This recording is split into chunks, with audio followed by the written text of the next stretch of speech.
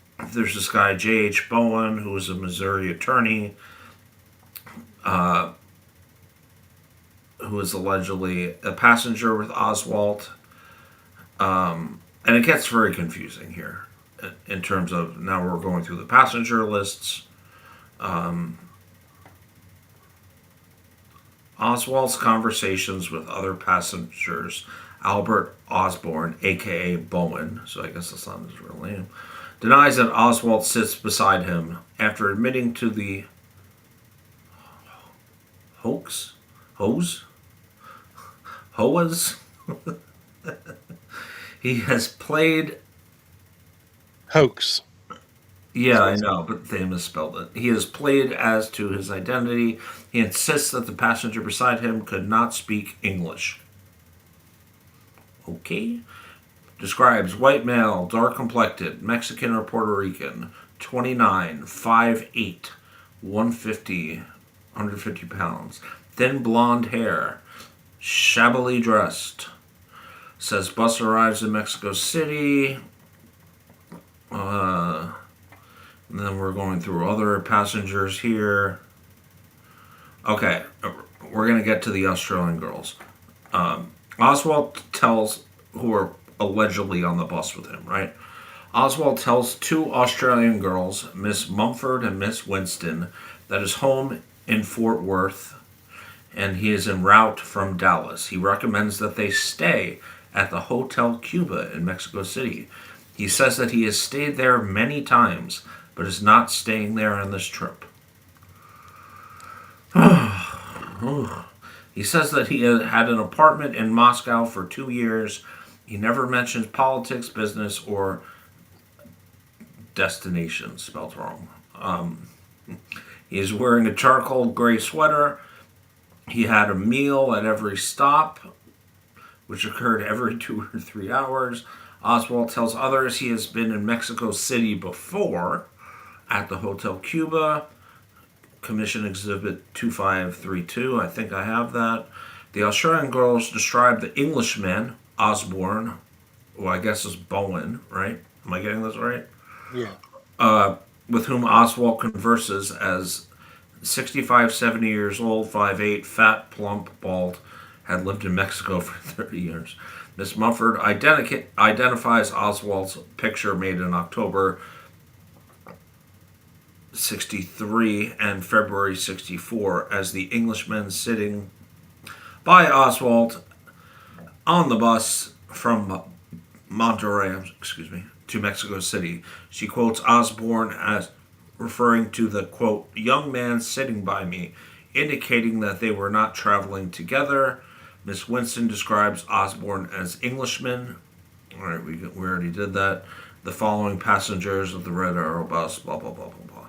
So, Rob, what do you want to continue this and get to some of, since we're on the topic of the Aussie ladies, get to some of their statements?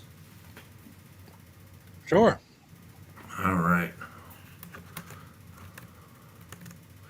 Let me remove from scene. All right. Let's get to my very nice PowerPoint here. This is just such a mess. And you could tell why they had such a problem with this, right? For shizzy.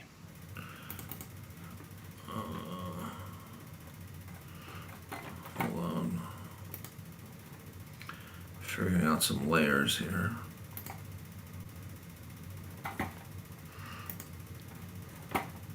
Layers. Layers. On layers on layers.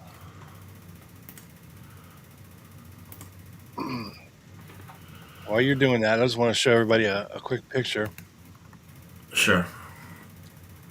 of Mr. Oswald.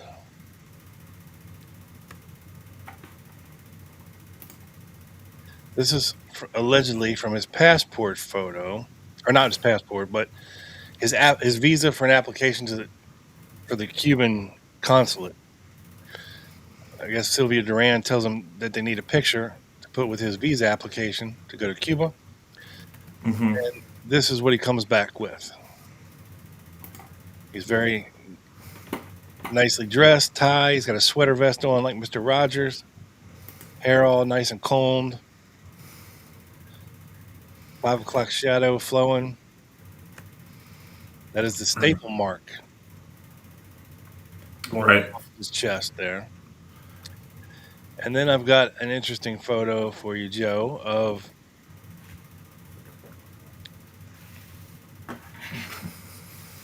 this is Elena Guerrero. This is Sylvia Duran's cousin. In the forefront here in the white pants. Damn. The guy behind her to the right in the suit and the penny loafers is her husband. The lady in the black dress is her daughter. All right, but allegedly she tells of attending a twist party with Lee Harvey Oswald when he's in Mexico City. Again, this is Sylvia Duran's cousin. Right. Elena And we're Guerrero. just, yeah, and just to be clear, we're not talking Twister like the game. We're talking like a twist dance, Yes. right? Yes, the one you're not familiar with, yes. Yes. Oh man. All right. So let's enlarge this as we like to do.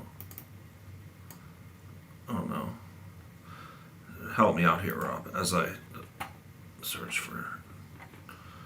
Oh wow, we have a bunch of comments to read. Let me see if I could enlarge this. It already is enlarged for you, sir. I know, I'm trying to enlarge it more. So, Patricia Winston. This is Commission Exhibit 2194. As if we need more commission exhibits. And Pamela Mumford rode on the bus with Oswald from Monterrey, Mexico, departing at 7:30 p.m. on 9/26/63 to Mexico City, arriving at 10 a.m. on 9/27/63. On the bus was an Englishman, that would be the Bowen, whatever his other alias was, name, right? The old fat guy, bald guy, who had lived in Mexico for 30 years. He sat next to Oswald and a young English couple. Oh, were they English or were they Aussie? I thought they were English. Oh, Aussie, but I could be wrong. Who were destined for Yucatan to study the Indians. All the other passengers on the bus were Mexicans who spoke no English, aka we can't interview them. Oswald introduced himself, exhibited his American passport, showing his travel in the USSR. So wait, Rob, let me just stop here. You said he applied for a new passport. Yeah, in June. Right. So he's now exposing his older passport that said, I traveled to Russia. Yeah. Allegedly. Oswald said he had lived in Russia for 2 years and had a hard time getting out. Oswald recommended that they stay at the Hotel Cuba. We went over that. And he stayed there several times. He said that he was not staying there this time. Oswald acted friendly, made no comment concerning Russia, Cuba, or communism. Oswald did not indicate why he was in Mexico, where he was going in Mexico, his occupation, or future plans. Oswald was last observed by the girls standing in the bus station in Mexico City. Oswald was traveling alone, allegedly, and had one piece of luggage, a small zipper bag, whatever that is. I don't know if I even want to go over all this, man, because it's kind of redundant. But you have Miss Patricia. Oh, you have two middle names, Rob. Clar Roshley Winston from New Hampshire or New Hampshire Avenue, L.A. furnished the following information. Miss Winston and Pamela Musford were both born in the Fiji Islands. The parents of both of these girls represented a British company in hold on in Fiji. They subs- they moved to Australia. Occupational therapist, and Mumford was a legal stenographer, and blah blah blah blah blah. Again, this doesn't really matter other than the fact that they say they saw Oswald on this bus. Right. And again, how hard are they trying to put Oswald on this bus? Very hard. Very hard. Because look, I'm gonna go. Oh shit! I'm gonna go on here. Now, It this could, Osborne guy says that he was not on a bus with Oswald, right. right? So they're trying to establish that these girls were on the same bus as Osborne, and they say that it was that they can identify this guy as Oswald. You know, the way he talks, what he said to them, yada yada yada. Yeah. And it's kind of the same thing over and over. This is the same exhibit continued. Uh, Oswald made no comment about Russia, Cuba. He persuaded that the girls stay at the Hotel Cuba, La Mexico. During their conversation, Miss Winston recalled that Oswald said he was from Dallas, Texas. Oswald did not say why he was in Mexico. We already know this. Then we go to Miss Pamela Mumford's statement, and it's kind of more of the same redundancy. It continues. After first talking with Oswald, I'm skipping to the end. Miss Mumford pointed out that she and Winston gave him the nickname of Texas. So Oswald is now Texas. Hey, Tex. He's a Tex boy. On the weekend of the assassination of President Kennedy, Miss Mumford was with Miss Winston in a vacation. I guess they were well traveled in Las Vegas.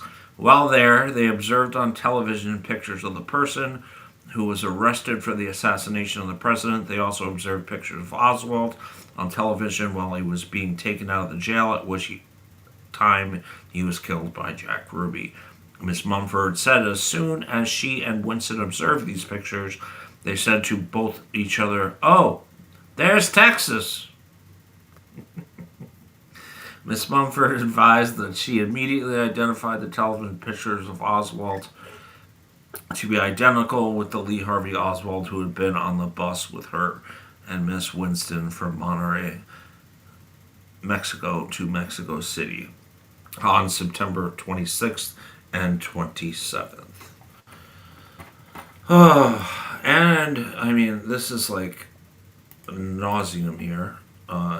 It goes on. Um, this is the next commission exhibit. I'm not going to read it, it's still redundant. And it goes on, and it goes on, and it goes on. So, what are we to make of these statements from these Aussie girls, Rob? English Aussie girls. Basically, that they were used to verify that Oswald is on their bus. Right. And they went into so much detail to make sure. And it's kind of the same. It sounds the same. The stories. I mean, like, oh, there's Texas, or Yeah, very rehearsed, very told what to say, maybe. rehearsed. Perfect word. Thank you. again, it doesn't mean much in the bigger scheme of things, other than the fact that they were trying to put Oswald on his bus to Mexico, Mm-hmm. and there was some very contradictory sightings, and it wasn't just the Odio incident, Joe. I mean, Oswald was supposedly seen in Dallas somewhere in the range of September 28th to the 30th at the Sportsdrome Rifle Range. Mm-hmm. But multiple witnesses later recanted their statements or contradicted each other. The FBI concluded that this man was not Oswald.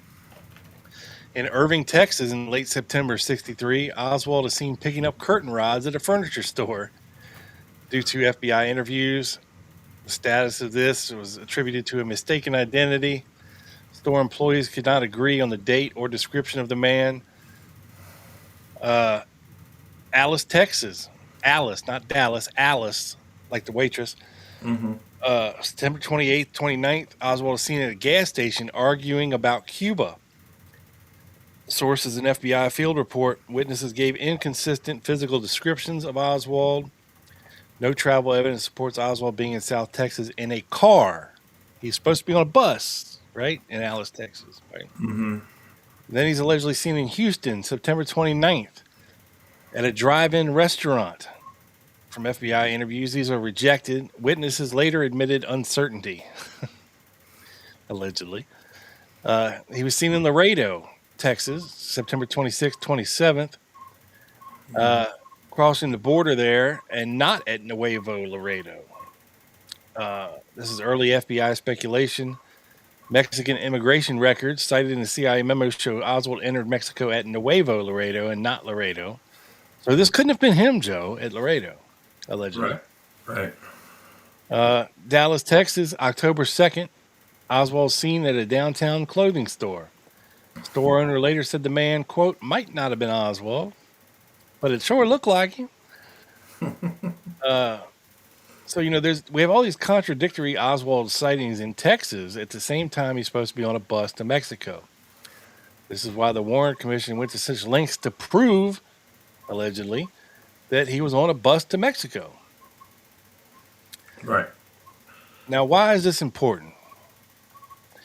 Because the narrative that came out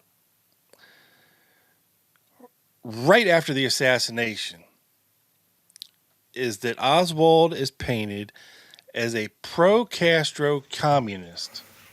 And this was why he wanted to kill Kennedy. Okay? Now, that narrative is quickly dropped when they figure out the implications that, whoa, this might be some bigger international plot that could lead us into a nuclear World War III type of situation. And, whether that was part of the setup and part of the plan all along is debatable, right? Mm-hmm. But we do know that narrative quickly evaporated. And he was soon painted as, don't pay any attention to that. He's just this crazy lone nut person, right? Who, his marriage is bad and he was, couldn't keep a job and he's just this loner. He didn't talk to nobody. Then one day he just decided to pick up a rifle and kill Kennedy. We can't explain it. We don't really have a motive, but he's just crazy. Mm-hmm. Much easier to support that narrative than a much more complicated one when you're starting to bring in these communist countries and Russia and Castro and throw into it all of the behind the scenes things going on with the CIA and the FBI monitoring Oswald. And you've got yourself quite a soup to swim through.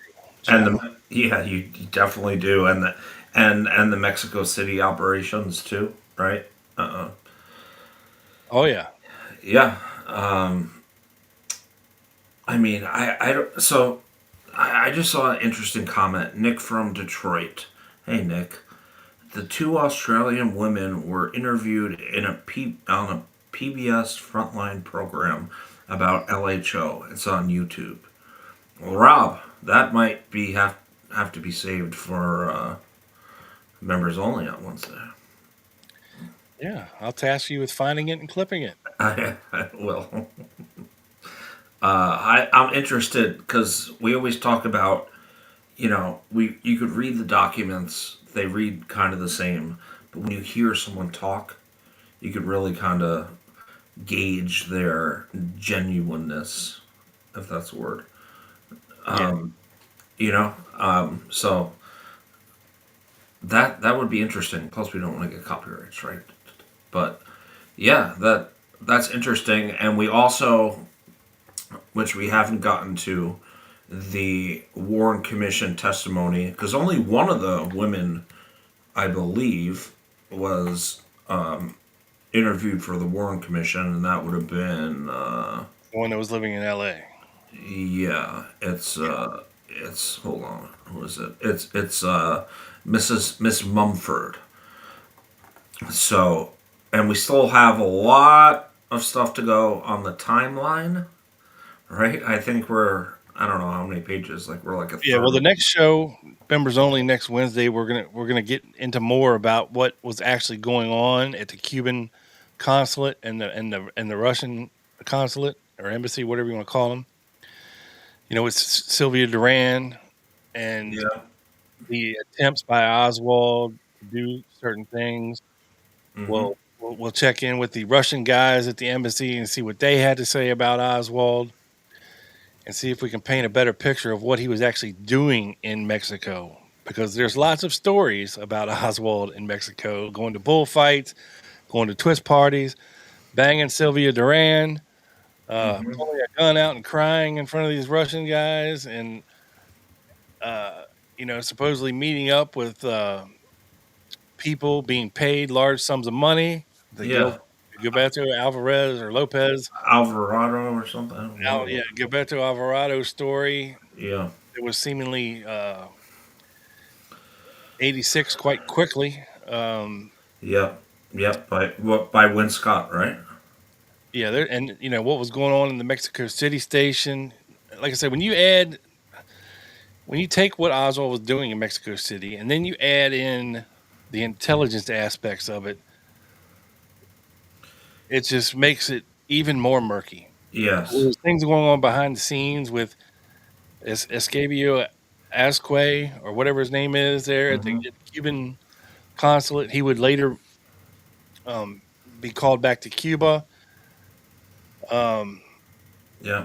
I don't know if That the CIA had turned him at some point. they were trying to, weren't they? I don't think Yeah, they did. but there's allegations that he may have been a double agent kind of thing.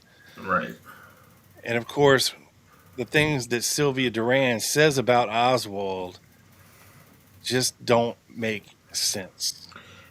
And the fact that she was detained by Mexican authorities on the behest of the American government after, right, all this drama went down and the assassination. Yeah, well, allegedly, the president of Mexico at the time was actually a CIA asset. So it's not hard to get things done in Mexico if that guy's in your pocket. Mm-hmm. But just to reiterate for folks who may have never seen, uh, this is allegedly Oswald in Mexico, according to the CIA's um, surveillance program. Right. Now, The mystery man. Right. yeah, let me change the perspective of this guy a little bit so he looks kind of normal and not all stretched out and shit. Now, We've used that term too much today.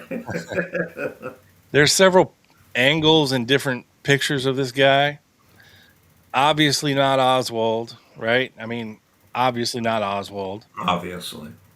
And this is the one uh, that the CIA says was coming out of the Russian embassy Mhm. in Mexico City. Now, I have another one for you that the Cuban government turned over from Oh. from their own surveillance files of the Cuban consulate in Mexico City that they said was Oswald, who actually matches the description of Sylvia Duran. And that would be this fellow. The blonde hair, right? Remember? Yeah, I call this guy the smoking man from the X-Files. That's who he looks like to me. Obviously not Oswald. Obviously much older than Oswald. Yes. Of course, we don't Much have older. a front view of this guy, just a side view. But again, this was turned over by the Cubans during the time of the HSCA, and they said that this is the guy they caught on their surveillance of their own consulate in Mexico City that they identified as the Oswald character. Obviously, light hair. This is what Sylvia Duran claimed, and of course, allegedly the guy spoke very shitty Russian, broken Russian. I can't remember. Was it did he speak decent Spanish and poor Russian, or was it poor Spanish and poor Russian? It was poor Spanish. Well, I know it was poor Russian because that's a big dichotomy of him and the real Oswald, who actually lived in the Soviet Union for 2.5 years. His Russian would have been a lot more passable and better. Wouldn't have been broken like, basic shit. They're not having some intricate conversations. It would have been a basic conversation that Oswald could have definitely handled. But the Spanish part, I'm not sure about. I can see Oswald's Spanish being a little rusty or broken, Right. but not his Russian. Right. But, I 100% agree. yeah. So this is very odd. This guy, right? Yeah. Yeah. And Paula just messaged me and she said, "You missed my wisdom on the chat. LHO couldn't type. He couldn't have typed that letter. Typing is much more difficult than keyboarding." Well, do we know if it was transcribed type of thing? Like that letter was transcribed by Warren Commission or something? Someone? You talking about his letter to the Russian? Yeah, we're going way back. Yeah. Let me pull it back up and we'll have a Okay. look. Yeah. We don't want to ignore Paula. So I did see the comment, but the comments are coming really quickly, so it's hard to keep up sometimes. Yeah, there's a lot of them. So thank you guys for Yeah. pumping them out. But Over 50 people in here live almost all night. We love you. We appreciate your support. All right. so let me blow this up as much as I can here. Okay. I'm pretty sure Ruth Payne had a typewriter, and She it's did. not like She it's did. not like it's not. And look, it's not like people can't type. Okay, I mean it's literally a retard can type. I mean, you're basically pressing the letter on the keyboard. It might have taken him 3 hours to type this.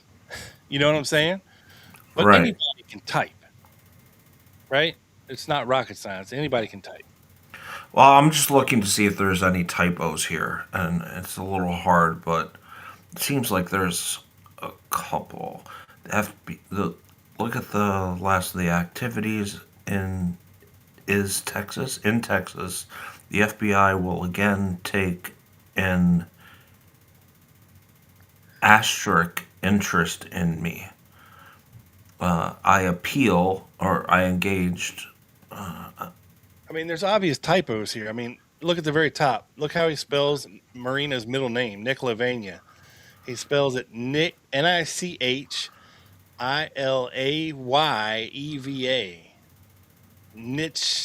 Nicholeva. Okay. He misspells his own wife's middle name or her maiden name. And then he even misspells Washington, D.C. over on the right. Consular division. It's Washinakku. Wait, where's that? What part? Top, bottom, middle? Top right, It's underlined right above the date. Washington. He spells it Wash. I know that is Washington. Yeah, that's type right. It just looks weird. Okay. Yeah. Something looks weird about it, but I guess it is type right. Washington. But he goes, oh, had I been able to reach the Soviet embassy in Havana as planned. This is the November 9th letter, right? Yeah, yeah. Yeah. Um, I mean, I don't know. I mean, with a dictionary, you could, and a typewriter, you could pretty. Yeah, anybody can type. It would just might have taken a while. I and my wife, look at the bottom. I and my wife. It should be, in theory, like me and my wife, right? Or my wife and I. Or my wife and I. Strangely, which seems like there's some typo there, or strongly. The Y is weird. Protested these, looks like testes. By But again, I think Ruth Payne had a typewriter at her house, and he probably could have done this one on one of the weekends he visited and gotten it done. yeah, I listen. Oswald learned Russian pretty much on his own, allegedly. I At least he was able to speak it, and I mean he wrote it too. We have some of his writings. I Who knows? I don't know what the implication of that would be. Would he not have typed that?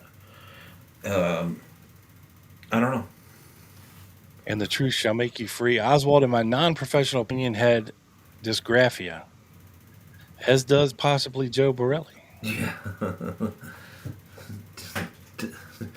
dyslexia, dyslexia. I can't even say it. Um, yeah, I mean, who knows? It's not too big of a deal. But back to the Mexico City thing. Um, we're gonna. I did, Paula, in high school when we actually had to take a typing class. It's not that hard to put the paper in the typewriter and turn the knob and start typing. Like I said, it's not a perfect document, but it's not like an impossible thing for Oswald to figure out how to type, a document. Right. Just saying. Yeah. Yeah. I'm not going to rule it out as something he definitely could not do. Right. It's possible. Right. The implication that it's not a real document, which we have gone over. But back to Mexico City, Rob, to kind of wrap it up. We're gonna maybe go through some of the Warren Commission testimony. I think on members only, I'll find the PBS interviews of the two Aussie/English women, and we I'm can really kind not of. interested in those two bitches, but whatever. I'd rather dive more into Sylvia Duran and the guys in the Russian Okay. embassy. Yeah, We yeah, can find that and go over it, but again, it doesn't really mean much to me. It'd be interesting to see them in person right. talking about it, but Yeah, well, that's for members only. We're talking next Friday with all the Duran stuff and maybe some Alvarado stuff, and then maybe allegedly we'll give you our thoughts on what actually happened. Because to be honest, I don't know yet. I don't know. we will not commit one way or the other yet. We have not Yes, gotten through all of the evidence, I'm riding the fence, Rob. as you do. Let's see if there's any more good comments. But yeah, man, Mexico City, it's a clusterfuck, and I think that there was a lot of effort to try to merge the official narrative into making Oswald go there. I think that was the name of the show when I had Carmine and talked Mexico City. I think I called it the Mexico City clusterfuck. I'm pretty sure. I mean, it is. It's weird. It's everything is just. It's weird. But I think it's that way because of reverse engineering, if you Right. will. You know, I think something happened, and then when you're trying to reverse engineer something and try to figure it out, you know, for example, if you went and got it, if you found a crashed UFO and you want to figure out how the thing works, you got to start tearing it apart and reverse engineering it. Hmm. Starting with the controls or the propulsion system and figure out, how does it do this? How does it do that? Well, it's because of this. And you got to follow the wires here, or if there is any wires, who knows? Right? But I think the Warren Commission was tasked with figuring something out that was very complicated to do, number one, and it's in direct contradiction to our intelligence agency's own information that we really don't have any proof that Oswald was ever in Mexico. Right. As far as hard information, Right. correct information, Right. we got the wrong name on a hotel register. We got the wrong name on entrance documents and bus manifests. We have the wrong people in the pictures at the Russian and Cuban embassies and consulates. We have two Scafusa ladies on the bus and some guy with We have people on the phone that don't sound like him. Right. Like nothing lines up with it. Which is why, to weave back to the beginning, why this is one of the most interesting and definitely confusing parts of this case. And it only gets more confusing when you have the Warren Commission trying to make things look a certain way. Then you have the HSCA reinvestigating everything and trying to figure out actually what happened. Like I said, I would highly suggest check out the Lopez report. Yes. It's, I believe, a 130-page document about what they think happened with Oswald in Mexico City. Is it the gospel, God's honest truth, one way or the other? No. Again, they're trying to reinvestigate something that happened 15 years prior. Right. Yeah. The only records that they have to go on are these weird, probably some manufactured records from the Warren Commission era. Interference from the intelligence agencies. Yeah. Not wanting them to know what they were doing at the same time Oswald is down there. So it's just, like I said, it's a murky soup to swim in, but we're trying to get there. Mm-hmm. And maybe we will, maybe we won't, Joe. We'll see. Maybe we'll just throw our hands up as usual and be like, well, who the fuck knows? Well, I'm sure that will be your take. Yeah. I'm predicting I will have a definitive answer whether or not I think Oswald went to Mexico or not when we're all done this shit. I'm going to have at least a working theory, Rob. Okay. We'll see. You don't believe me. It's okay. I'll be working on you sitting on that fence with one nut on either side. Yeah. Foobar. But anyway, folks, that's it for this one. That's a pod. Again, tune in next Wednesday for part 2 of this, next Friday for part 3 of this, and possibly the next Wednesday for part 4 of this. Yeah. We may need them all. We might need a few. But we'll get it done. We promise. And you'll be better off for it. You'll know a lot more information about what happened down there because this is one of the more confusing aspects of this whole assassination narrative, if you will, involving Oswald. And we're going to try to figure it out the best we can and relay it to you using the available documentation and logic and informed speculation like we always do. So with that being said, Joe, grab the damn dog and let's get out of here. God. Let's see if I could do that. Might have to call Erica and tell her to bring the dog down. Dino, get your fat ass in here, sir. He said, "Come to Bourbon Street and I'll show you what Folks, I think of the case." Thanks for hanging out with us. You've kept us above 50 viewers this entire live stream. We thank you so much for that. Over 100 stopped in to see what was going on here, so thank you again for that.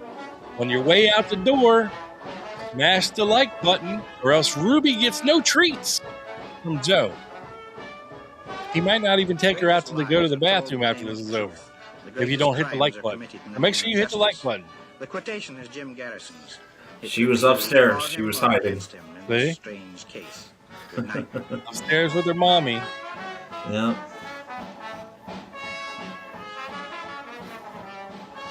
Hi, everyone. Thank you for coming.